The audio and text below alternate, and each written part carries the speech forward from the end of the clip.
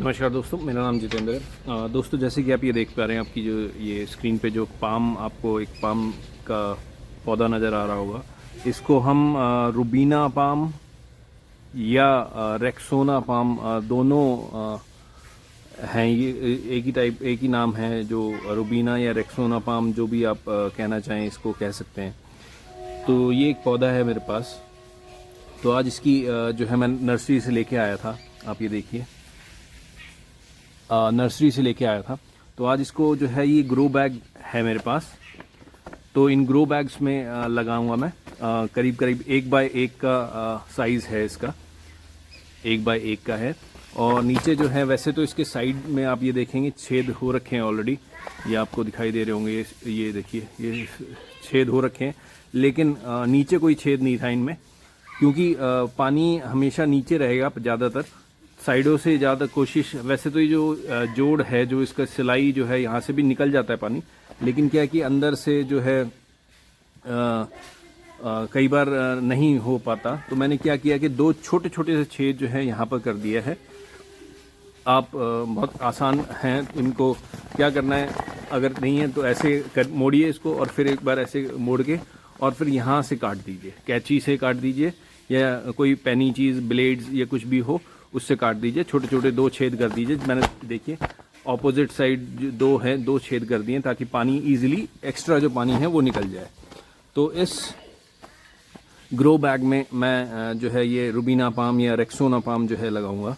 और इसको हो गए कम से कम 10-15 दिन हो गए हैं मेरे को लाए हुए। और मैं सोच रहा था कि थोड़ा सा जो है ये जो यहाँ के जो मौसम है उससे थोड़ा सा, और जो मेरा जो ये है, क्योंकि नर्सरी में तो पेड़ों के साथ रखा रहता है, तो वहाँ का एनवायरनमेंट थोड़ा सा अलग हो जाता है। लेकिन यहाँ पर थोड़ा मैंने इसको अडेप्टिव बनाने के लिए, ताकि माहौल में ढल जाए यहाँ के, तो इसीलिए मैंने इसको 10-15 दिन ऐसे ही रख दिया। और ऊपर जो है ये थोड़ा देखिए, आपको दिखाई दे रहा होगा, इसमें गोबर का खाद ऊपर से डाल दिया था, ताकि इसको जो है न्यूट्रिशन मिलता रहे। और वैसे तो अच्छा देखिए, अब इसमें इसने जो है ये पत्ता भी निकाल लिया था। तो ये देखिए, यहाँ अभी इसने जो है ये ग्रोथ निकाली है। अगर आपको दिखाई दे रहा होगा यहाँ से, ये देखिए, ये देखिए, ये जो है ये ग्रोथ निकाली है, पत्ता आ रहा है। ये जब मैं लाया था सिर्फ यही एक नया पत्ता था, और मतलब ये था, मतलब जो नए थे। और ये जो था ये छोटा सा था, मतलब इतना सा था इसकी। मैं आपको हाइट दिखाऊं तो ये इतना सा था। अब देखिए ऊपर से इसने खुलना शुरू कर दिया है, और नया पत्ता भी आ गया है। तो चलिए रिपोर्ट करते हैं। और आपसे रिक्वेस्ट करूँगा, अगर आपको ये वीडियो हेल्पफुल लगे तो प्लीज़ लाइक और सब्सक्राइब ज़रूर कीजिएगा। चलिए स्टार्ट करते हैं। उससे पहले मतलब मैं मिट्टी यहाँ ले आता हूँ। मिट्टी और गोबर का खाद है मेरे पास, उन दोनों को मिला लेता हूँ। पहले मैं यहाँ मिट्टी ले आता हूँ, फिर दिखाता हूँ। तो दोस्तों, ये मिट्टी मैंने ले ली है।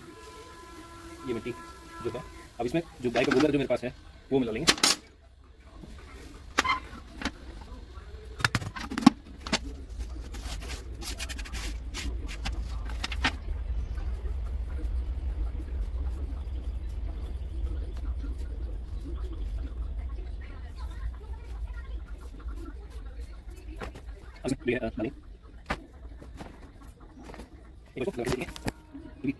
मैं जो है इसको ऊपर रखना नहीं है। अब इसकी जो पॉलीथीन है, ऐसे वो फाड़ लेंगे। और ये देखिए, ये देखिए जड़ कैसी अच्छी जड़ें निकल रही हैं। अब इसका क्या करेंगे कि इसमें से जो है, ये जो मैंने ऊपर खाद डाला था ये निकाल देंगे। और इस मिट्टी को जो है, जो हमारी वाली जो मिट्टी थी, इसको साइड में करके अब इसकी जो मिट्टी थी वो निकालनी है। क्यों? क्योंकि आप ये देखेंगे, ये जो मिट्टी है ये बहुत चिकनी मिट्टी है। तो ये पेड़ को, हालांकि जड़ें निकलनी बाहर शुरू हो गई हैं, ये देखिए, आप लगा सकते हैं इसको, कोई दिक्कत नहीं होगी। लेकिन मैं हमेशा प्रेफर करता हूँ कि ये जो चिकनी मिट्टी जो इसके अंदर होती है ये निकाल देता हूँ। आपने मेरी एरिका पाम की भी वीडियो देखी होगी, उसमें भी चिकनी मिट्टी थी, वो सारी निकाल दी थी मैंने। तो सेम इसकी भी मैं जो मिट्टी है ये ऐसे निकाल दूंगा। ये थोड़ा सा मार के इसको ढीला कर लेंगे, कोई दिक्कत नहीं है, जड़ों को दिक्कत नहीं होगी। थोड़ी बहुत होंगी तो फिर से वो ग्रो हो जाएगी, लेकिन इसके लिए इस पेड़ को बहुत हेल्प मिलेगी ग्रो करने में, ये मिट्टी जब निकाल देंगे हम।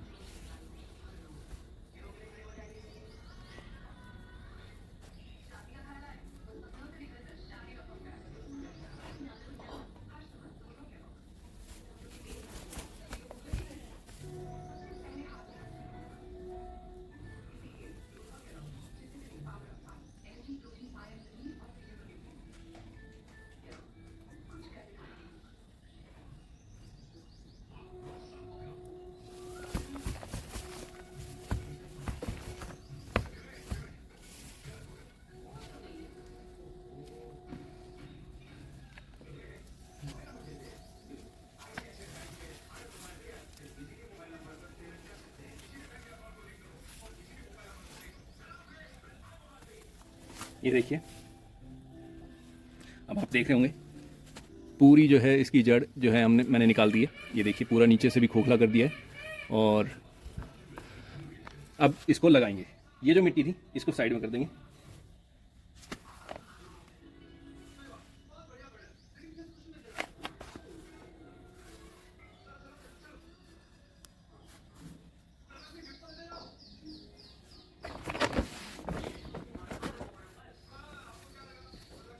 और अगर आप चाहें तो इसको ऐसे कर सकते हैं, इसमें ऐसे मिट्टी भर सकते हैं जड़ों के बीच में।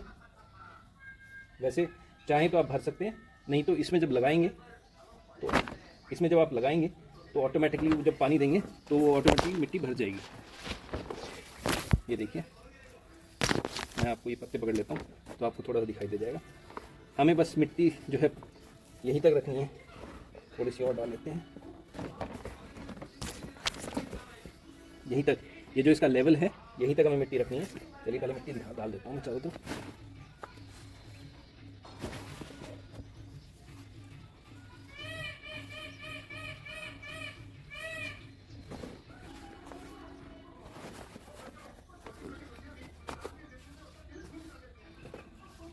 थोड़ी मिट्टी कम रहेगी और डालता हूँ मिट्टी। और अपनी जो है ऐसे उंगलियों से, आपकी जो उंगलियां हैं ऐसी चारों उंगलियों से ऐसे इसको कर दीजिए, ज़्यादा तेज़ नहीं, हल्के हाथ से, ताकि जो जड़ों में मिट्टी जो है वो भर जाए। और इस पॉट के किनारे किनारे पे भी, ताकि मिट्टी जो है चारों तरफ इसके अंदर बैठ जाए और मजबूत हो जाए पेड़। तो चलिए थोड़ी सी मिट्टी और निकालते, मैं मिट्टी निकाल लेता हूँ। तो ये मिट्टी मैं और लिया हूँ दोस्तों। इसमें खाद जो है और मैं नहीं डाल रहा हूँ, अभी 10-15 दिन बाद जो है खाद इसमें डाल दूँगा, क्योंकि जो जड़ें हैं वो पूरी नेकेड कर दी थी। तो हो सकता है कि क्योंकि खाद जो थोड़ा गर्म तासीर का होता है, जो गाय का गोबर होता है। लेकिन अगर आपके पास वर्मी कंपोस्ट है, वर्मी कंपोस्ट बिल्कुल आप 50-50 की रेशो में यूज़ कर सकते हैं। और वर्मी कंपोस्ट क्योंकि केचुए का खाद जो होता है वो ठंडा होता है, तो इसीलिए। और जो गाय का गोबर जो हम सड़ा के डालते हैं वो थोड़ा सा गर्म होता है। गाय का गोबर या भैंस बकरी का गोबर जो होता है वो सड़ा हुआ थोड़ा सा गर्म होता है, तो इसीलिए उसको जो है मैं थोड़ा कम ही डालता हूँ अभी। क्योंकि बारिश का मौसम है, आप डाल सकते हैं, कोई दिक्कत नहीं है, क्योंकि बारिश है, धूप इतनी ज़्यादा है नहीं इस बार तो। लेकिन अभी मैं उसको जो है 10 दिन जो है 10 दिन या 15 दिन के बाद डाल दूँगा। अभी मैं सिर्फ और सिर्फ मिट्टी जो है डाल रहा हूँ। तो ऐसे मिट्टी भर के आप जो है इसके ऐसे इसमें डाल सकते हैं।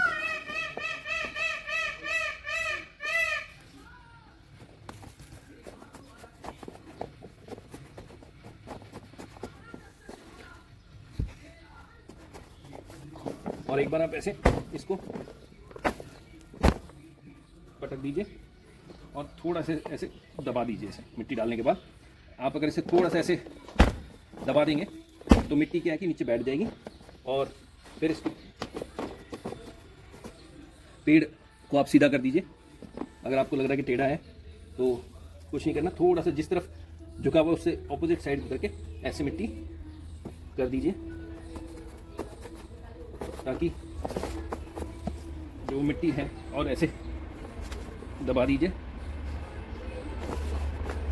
और मिट्टी थोड़ी सी और डाल दें। बस हमें अब ज़्यादा नहीं डालनी बस, क्योंकि 10 एक दिन बाद हमें गाय का गोबर भी डालना है। तो हो सकता है मैं इसमें थोड़ी सी मिट्टी निकाल दूँ और ऊपर फिर खाद डाल दूँ। तो ये दोस्तों एक अपडेट था। ये ऐसे इसमें कुछ नहीं करना है, सिर्फ खाद आप चाहें तो, अभी ठंडा मौसम है, सर्दी में लगा रहे हैं या बारिश के मौसम में लगा रहे हैं, तो आप जो है बिल्कुल इसको आप लगा सकते हैं। बस आपको फ़र्क और ध्यान इतना रखना है कि आपके जो खाद जो यूज़ कर रहे हैं वो किस मौसम में कैसा यूज़ कर रहे हैं, उसकी तासीर के हिसाब से उस पेड़ में खाद डालिए। क्योंकि अगर उसकी तासीर आप चेक नहीं करेंगे, अगर उसकी तासीर आप चेक नहीं करेंगे तो क्या है कि जो पेड़ है उसके हिसाब से वो जो है वो उसको दिक्कत करेगा। फिर जो है वो क्या है कि ज़्यादातर दिक्कत का तब आती है जब वो पेड़ मर जाता है, क्योंकि गर्म खाद हम एकदम से यूज़ कर देते हैं। किस मौसम में हम डाल रहे हैं हम वो नहीं देखते कि किस मौसम में हमें खाद डालना है, कैसा डालना है, कितनी क्वांटिटी में डालना है। उन चीज़ों का बहुत हमें ध्यान रखना पड़ता है। इन चीज़ों का अगर हम ध्यान रखेंगे तो हमारा पेड़ गारंटेड 100% है कि भाई नहीं मरेगा। बस आपको मौसम क्वांटिटी का ध्यान ज़रूर रखना है। अभी आप क्या कि मैं इस बारिश के मौसम में आपने मेरी बोगनविलिया की अभी मेरी कटिंग से मैंने जो एक पेड़ मैंने रिपोर्ट किया था वो भी देखा होगा। उसमें मैंने 50-50% की रेशो डाली थी, 60-40, 60% मिट्टी 40% खाद। आप वो भी यूज़ कर सकते हैं। मौसम ठंडा है और क्योंकि मैं इसे डायरेक्ट सनलाइट में नहीं रखूँगा, ये भी एक आपको ध्यान रखना है। डायरेक्ट सनलाइट में नहीं रखना है इसको, अभी कम से कम 1 हफ्ता आपको इसको जो है इसको शेड के नीचे रखना है, ताकि जो ये पौधा है अपनी आराम से जो जड़ें हमने नेकेड की हैं वो जड़ें जो हैं आराम से जो है वो निकाल पाए, लगा पाए, फिर से ग्रो होने में पूरी एनर्जी जो है अपनी लगा पाए। और उसे धूप अगर डायरेक्ट में रखेंगे तो वो मरने की उसकी उतनी ही संभावना हो जाती है। तो इसीलिए हम इसे शेड में रखेंगे। पार्शियल शेडेड एरिया कोई हो आपके पास उसमें रखें। खाद डालते टाइम आपको क्वांटिटी और मौसम का ध्यान बिल्कुल रखना है। और गाय का गोबर, वर्मी कंपोस्ट, केचुए वाला खाद जो आता है वो ही डालें अभी। और अगर कोई और खाद, पत्तों का सड़ा हुआ खाद हो वो भी आप यूज़ कर सकते हैं। तो इन चीज़ों का ध्यान रखना है। मिट्टी, चिकनी मिट्टी कोशिश कीजिए निकाल दें अगर निकाल पाएँ तो। और उसके बाद आप अपने जो पेड़ की ग्रोथ देखिएगा, जड़ें ऐसी ग्रो करेंगी कि आप देखते रह जाएंगे। और क्योंकि गमले में हम लगा रहे हैं तो हर महीने आपको जो है इसमें आपको खाद डालना है। 2 मुट्ठी जो खाद है आपको हर महीने डालना है। क्योंकि गमले में क्या है कि मिट्टी जब हम पानी देते हैं तो पानी के साथ उसके सारा न्यूट्रिशन निकल जाता है। इसीलिए हमें हर महीने वर्मी कंपोस्ट, गाय का गोबर या पत्तों का सड़ा हुआ खाद हम डाल सकते हैं, या जो भी आप खाद यूज़ करना चाहें उसकी तासीर के हिसाब से उसको उसमें डालें। किस हिसाब से उसका गर्म है, ठंडा है, उसकी तासीर हम देखते हैं ना, हर चीज़ की तासीर होती है, गर्म है या ठंडा है उस हिसाब से होता है। तो वैसे ही हम यूज़ करें पेड़ पौधों में भी। जैसे हम अपने आदमियों में अपनी कुछ भी खाना खाते हैं तो गर्म तासीर होती है, ठंडी तासीर होती है उस खाने की। तो वैसा ही होता है, वैसे ही पेड़ों में भी होता है कि खाद आपको उसकी तासीर के हिसाब से ही उतनी ही डालना चाहिए कि जितना वो पेड़ पौधा झेल पाए।